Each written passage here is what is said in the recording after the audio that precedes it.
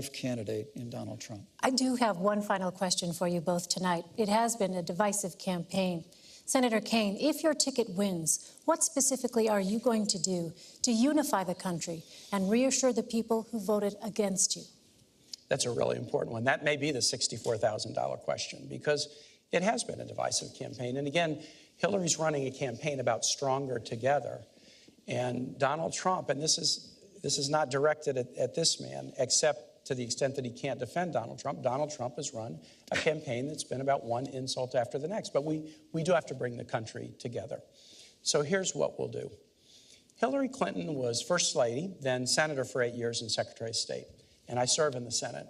And I'm really amazed, Elaine, as I talk to Republican senators, how well they regard and respect Hillary Clinton.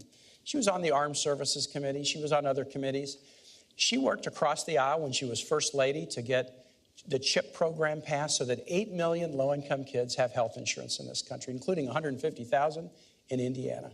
She worked across the aisle after 9/11 to get health benefits for the first responders who bravely went into the towers and into the Pentagon. She worked to get benefits for TRICARE benefits for National Guard members, including Hoosiers and Virginians in the National Guard. She has a track record of working across the aisle to make things happen.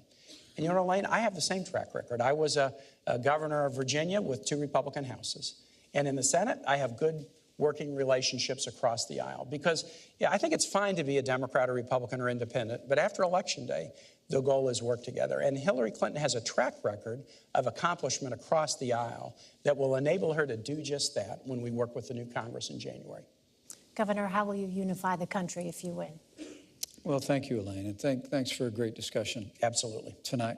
Thank you, Senator. This is a very challenging time in the life of our nation.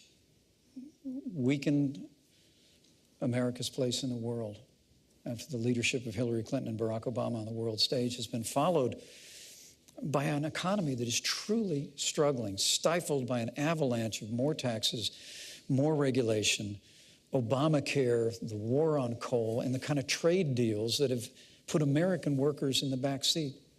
And I think the best way that we can bring people together is through change in Washington, D.C. You know, I served in Washington, D.C. for 12 years in the Congress of the United States. And I served with many Republicans and Democrats, men and women of goodwill. The potential is there to really change the direction of this country, but it's going to take leadership to do it. The American people want to see our nation standing tall on the world stage again. They want to see us supporting our military, rebuilding our military, commanding the respect of the world, and they want to see the American economy off to the races again. They want to see an American comeback. And Donald Trump's entire career has been about building.